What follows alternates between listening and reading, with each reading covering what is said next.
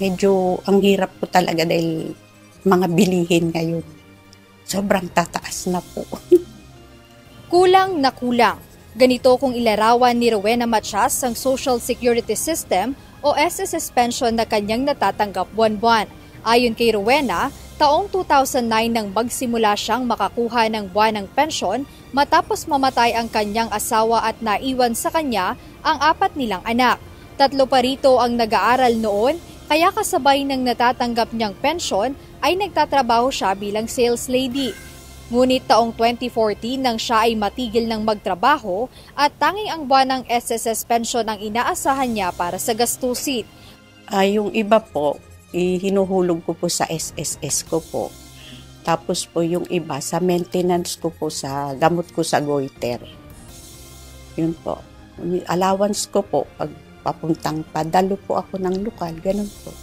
Malaking bagay na aniya ito para sa kanya dahil nahihiya rin siyang humingi sa kanyang mga anak na ngayon ay may kani-kaniyang pamilya na rin. Ngunit sa patuloy na pagtaas ng mga bilihin, talagang nagkukulang na aniya ang pensyon na kanyang nakukuha. Kulang po talaga sis. Kaya lang pag ganun po, humihingi na lang ako sa mga anak ko po sis. Binibigyan naman po nila ako awat tulong ng Diyos. Mahal na ng mga bilihin ngayon.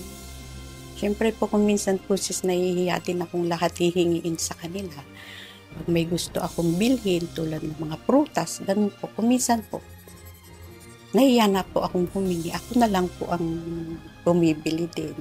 Halos magkaparehong sitwasyon din ang nararanasan ni Lina Gualvez na dati namang factory worker.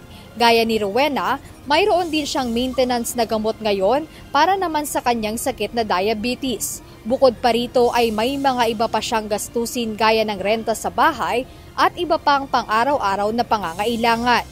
Kung kami lang na mag-asawa, kulang talaga sa amin. Kung halimbawa ako, kulang talaga yun, lalo sa upa ng bahay. Mahal po ang upa ng bahay. At saka yung mga bilihin ngayon. Kaya di rin sumasapat sa buwana, sa isang buwan. Talagang kalagitnaan lang, wala na. Makabili lang ng gamot, okay na. Sa akin. Ngunit ayon kay Aling Lina, kahit maliit ay malaking tulong pa rin ito kaysa naman wala siyang makuhang pera buwan-buwan. Hindi, nahihiya na kasi ako halimbawa. Pag hingi-hingi sa mga anak mo kahit kumikita sila, di ba? Minsan mahihiya ka rin sa pahingi ng ganun. Kaya pag may pera ko, sarili ko na lang kung anong gusto kong bilhin.